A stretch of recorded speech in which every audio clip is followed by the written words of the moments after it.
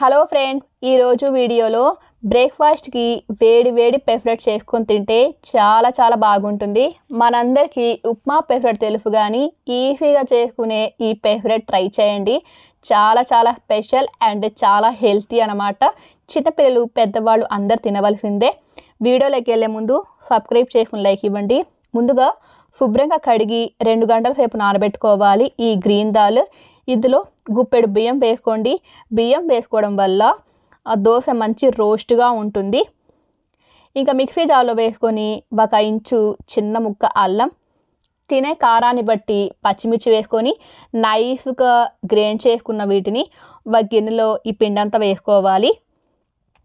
ఇలా అంతా వేసుకున్న తర్వాత తగినంత సాల్ట్ వేసుకోండి.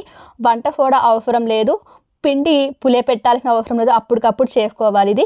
ఇంకా సాల్ట్ అంతా బాగా కలిపేటట్టు బాగా కలుపుకోవాలి. ఇంకా స్టవ్ ఆన్ చేసుకొని పెనం బాగా హీట్ అయిన తర్వాత ఇలా ఉల్లిపాయ రుద్దుకోండి. పిండి అంటుకోకుండా ఈజీగా వచ్చేస్తుంది. ఇక మందంగా కావాలా పల్చగా కావాలా అనేది మీ ఇష్టం. ఇదంతా వేసుకొని పిండిలా బాగా గిర్రమని తిప్పేయాలి.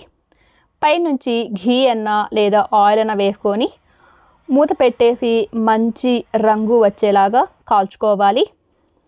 ఇలా కాలిన ఈ దోశని రెండో వైపుకి టర్న్ చేసుకొని మళ్ళీ సీదా చేసుకొని పైనుంచి కొద్దిగా క్యారెట్, కొద్దిగా ఉల్లిపాయ వేసుకోండి. చాలా అంటే చాలా బాగుంటుంది. ఒకసారి ట్రై చేయండి. మీకు నచ్చకపోతే స్కిప్ చేసుకోవచ్చు.